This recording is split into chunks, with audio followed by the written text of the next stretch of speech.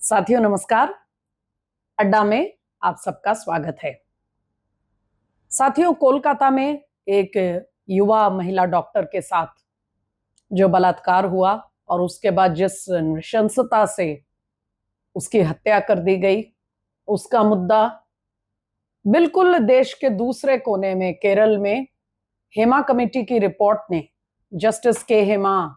की अध्यक्षता में जो कमेटी बनी थी, उसने मलयालम सिनेमा और मलयालम एंटरटेनमेंट इंडस्ट्री के अंदर की जो बहुत ही भयावह और रोंगटे खड़े करने वाली सच्चाइयां बाहर लाई हैं, उसका मुद्दा। और जगह जगह देश में महिलाओं, हमारी बच्चियों के साथ अत्याचार उत्पीड़न के मामलों को लेकर पूरे देश में एक किस्म की बेचैनी, एक उथल पुथल है, चिंता है। खास करके बच्चियों के माता पिता में, जिनके परिवारों में महिलाएं बाहर काम के लिए जाती हैं, उनमें, और कुल मिलाकर एक एक चिंता और बेचैनी का एक वातावरण बना हुआ है। ऐसे में एक घटना और महिला उत्पीड़न के सामने आई है देश की सबसे पुरानी पार्टी कांग्रेस पार्टी के अंदर से। इस घटना की बारीकियों पर आने से पहले साथियों ये बता दें कि कांग्रेस एक ऐसी पार्टी है जिसमें नियमित एक अंतराल पर, नियमित इंटरवल्स पे संगठन में, कांग्रेस के संगठन के अंदर महिलाओं के साथ उत्पीड़न के मामले उसी पार्टी की महिलाओं की ओर से उठाई जाती रही हैं लगातार। हर कुछ महीने पर ऐसा एक मामला सामने आता है। अब ये बात थोड़ा सा परेशान करने वाली है क्योंकि बरसों तक सोनिया गांधी कांग्रेस पार्टी की अध्यक्ष रहीं, यानी एक महिला अध्यक्ष, और कांग्रेस के लोग काफी जोर देकर इस बात को कहते हैं कि सोनिया गांधी कांग्रेस की लॉन्गेस्ट सर्विंग प्रेसिडेंट, सबसे अधिक समय तक रहने वाली अध्यक्ष वो, ये उनका अचीवमेंट रहा है। और इस समय भी राहुल गांधी के साथ, मल्लिकार्जुन खड़गे के साथ कांग्रेस पार्टी के अग्रणी चेहरों में प्रियंका गांधी वाड्रा का नाम है, जो अपने इस नारे के लिए बहुत चर्चित हुई कि लड़की लड़की हूं, लड़ सकती हूं। तो ये सारे पृष्ठभूमि को देखते हुए और भी ज्यादा ये बात विचलित करती है, परेशान करती है कि समय समय पर, नियमित तौर पर, कुछ कुछ महीनों के बाद कांग्रेस पार्टी की युवा और वरिष्ठ दोनों किस्म की महिला नेत्रियों की ओर से पार्टी के अंदर जेंडर डिस्क्रिमिनेशन, महिलाओं के साथ भेदभाव और उत्पीड़न, बिल्कुल एक स्पेसिफिक उत्पीड़न के मामले सामने क्यों आते हैं, ऐसा क्या उस संगठन में होता है कि महिलाओं को ये शिकायतें करनी पड़ती हैं। अब आते हैं केरल के इस ताजा मामले पर जिसका मैंने अभी बात शुरू की थी। साथियों, केरल के कांग्रेस की इकाई में, केरला में एक वरिष्ठ कांग्रेस की नेता हैं, अब तो वो सदस्य नहीं रही पार्टी की नेता, सिमी रोजबेल जॉन। सिमी रोजबेल जॉन का जो है वो केरला में उनका एर्नाकुलम क्षेत्र जो है वहां से वो आती हैं और बहुत सक्रिय कांग्रेस की फंक्शनरी, कांग्रेस की वहां की नेता मानी जाती हैं। और सिमी रोजबेल जॉन ने ये आरोप लगाया पार्टी पर कि कांग्रेस पार्टी में एक कास्टिंग काउच चलता है। आप सब समझते हैं कास्टिंग काउच क्या होता है। कास्टिंग काउच वो बिस्तर होता है कि जब आपको किसी भी कार्य क्षेत्र में, किसी भी फील्ड में, जब किसी महिला को उसमें, या तो उस फील्ड में उस महिला को दाखिल होना हो, उस फील्ड में वो आना चाहती है, काम करना चाहती है, या आगे बढ़ना चाहती है, तो उसको उस कास्टिंग काउच का जो बिस्तर है, जो काउच है, उसके रास्ते से होकर गुजरना पड़ता है। कास्टिंग काउच बात इसलिए शुरू हुई थी क्योंकि ये शुरुआत में ये मौलिक रूप से एंटरटेनमेंट इंडस्ट्री, सिनेमा और थिएटर से ये शब्द शुरू हुआ था। तो वहां कास्टिंग यानी जब आपको कोई भूमिका अदा करनी होती थी फिल्म या नाटक में, तो ये कास्टिंग काउच होता था कि कास्टिंग तभी होगी जब उस काउच को आप स्वीकार करेंगे। तो बहरहाल सिमी जॉन ने कहा कि कांग्रेस के अंदर, कांग्रेस संगठन के अंदर एक कास्टिंग काउच है और जो इस कास्टिंग काउच को स्वीकार नहीं करता उसको पार्टी कितनी भी वो मेहनत करे, ईमानदारी से पार्टी के लिए काम करे, उसको वहां पहचान नहीं मिल सकती। अब ये तो बेहद गंभीर आरोप है। और कांग्रेस पार्टी ने क्या किया, सिमी जॉन की बातों पर कई तरह के सवाल खड़े कर दिए और उसके बाद इन सवालों को खड़े करने के बाद सिमी जॉन को पार्टी से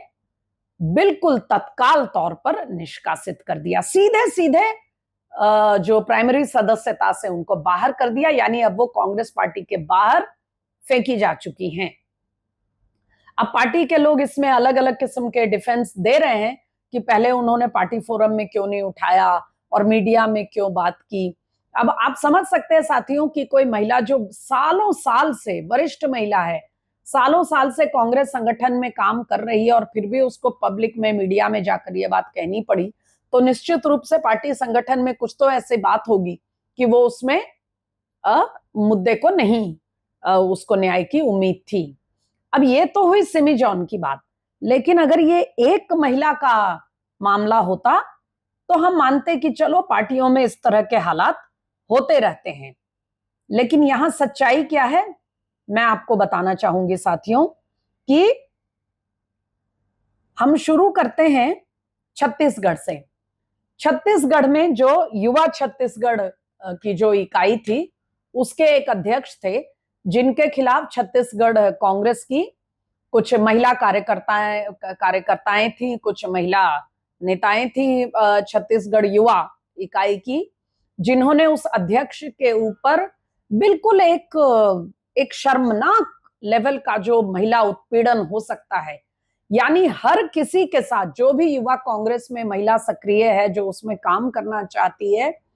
इसको लेकर उन्होंने मुद्दा उठाया था। और उनकी सीधे सीधे शिकायत ये थी कि बीवी श्रीनिवास जो युवा कांग्रेस के मुखिया थे ऑल इंडिया, बीवी श्रीनिवास के प्रश्रय पर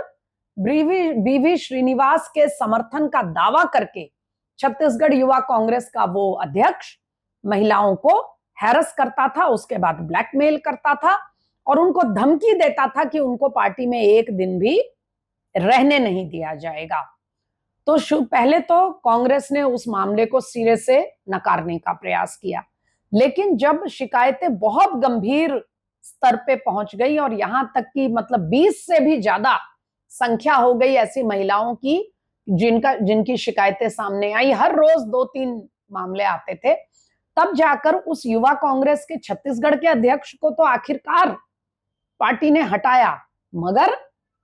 बीवी श्रीनिवास जिनके ऊपर ये आरोप था कि उनके बढ़ावे पर ये सब हो रहा है, उन पर किसी तरह की कोई कार्रवाई नहीं हुई। श्रीनिवास का कद बढ़ता गया और वो राहुल गांधी के सबसे करीबी लोगों में माने जाते हैं। अब ये छत्तीसगढ़ की बात हुई, इसके बाद चलते हैं असम। असम में आप सबने काफी सुर्खियां बनी थी, पढ़ा होगा, एक असम कांग्रेस की महिला नेता अंकिता दत्ता ने तो सीधे सीधे बीवी श्रीनिवास पर ही ये आरोप लगाया कि श्रीनिवास उनको बहुत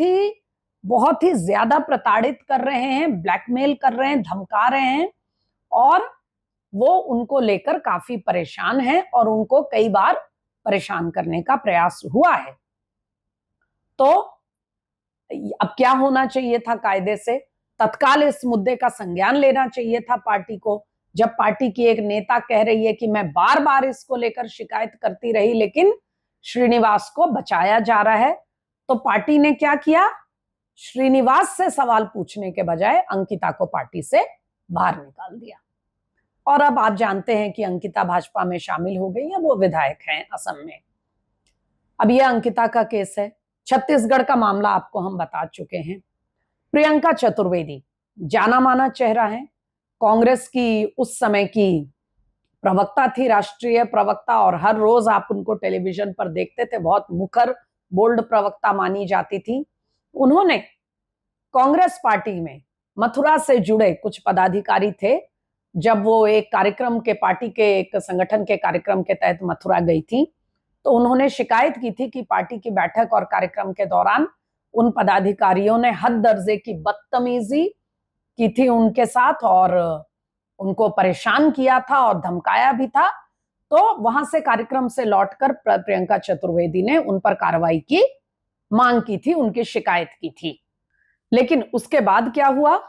कुछ समय के लिए उन लोगों को अपने पद से दूर रखा गया, उन नेताओं को। हालांकि वो अपने इलाके में, मथुरा में, पार्टी के ब्रज इलाके में, पार्टी के कार्यक्रमों में पूरी तरह वही लोग सक्रिय रहे, वही चेहरे।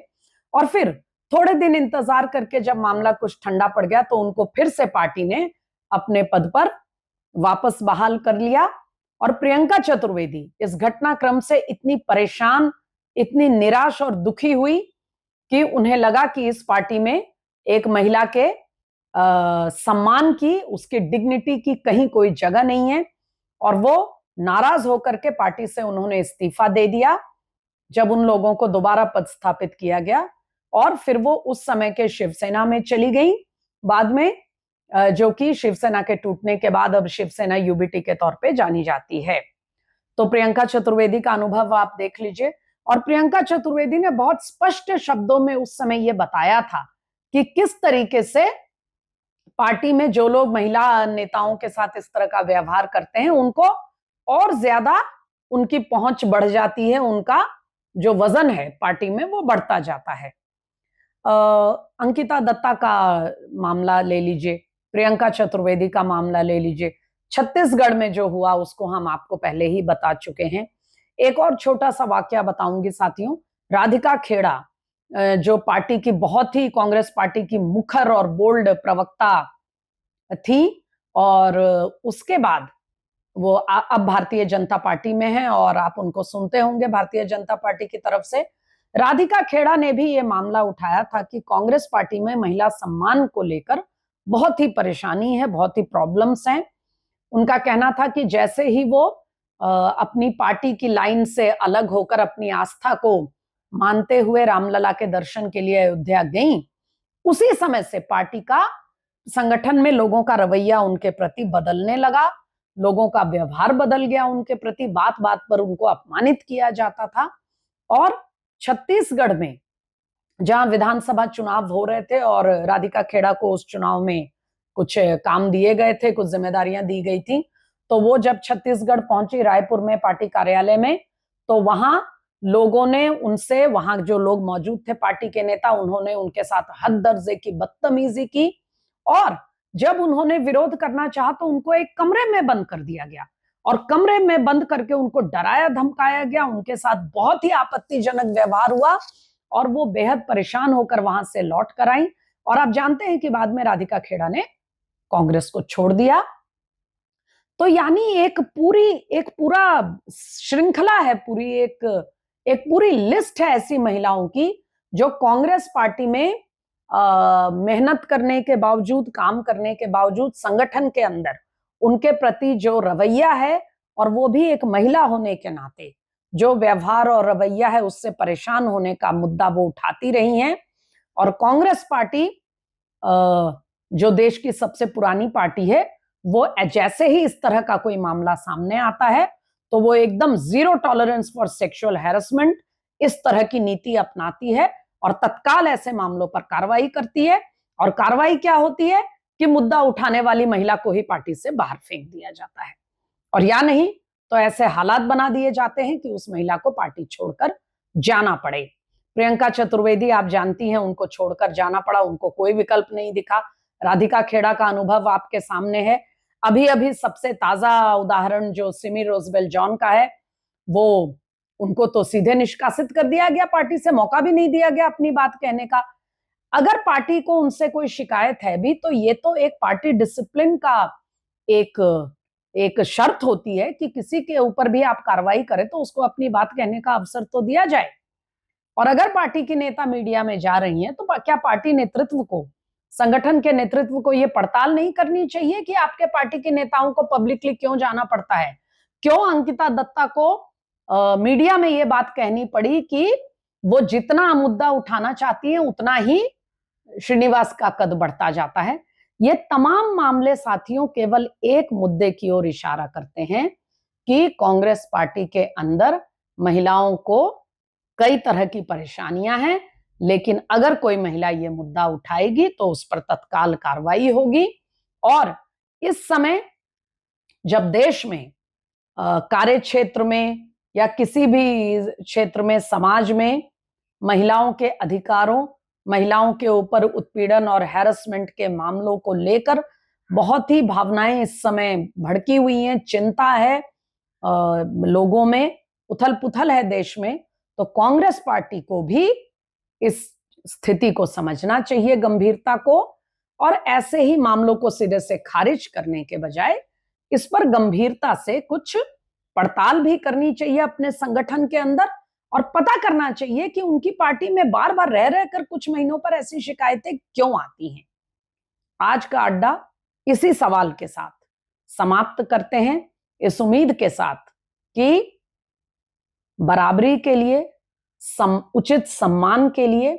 और जो वो करना चाहती हैं उसमें उसको करने में उन पर इस तरह के रोड़े ना लगाए जाएं, उनके सम्मान से खिलवाड़ ना हो। महिलाओं का ये जो संघर्ष है, इसमें सभी दल, सभी संगठन और सभी प्रोफेशंस के लोग इस सच्चाई को समझें। आप रोकें या अड़चने लगाएं, महिलाएं जो पाना है उसको हासिल करके रहेंगी। आज का अड्डा यहीं पर, हमें सब्सक्राइब करिए साथियों, ताकि आपको पता चले कि हम किन मुद्दों पर चर्चा कर रहे हैं अड्डा में। अपने सुझाव दीजिए, आप क्या चाहते हैं हम अड्डा में किन मुद्दों पर चर्चा आगे करें, और अपने साथी, अपने मित्रों को लेकर हमारे अड्डा पर ऐसे ही आते रहिए।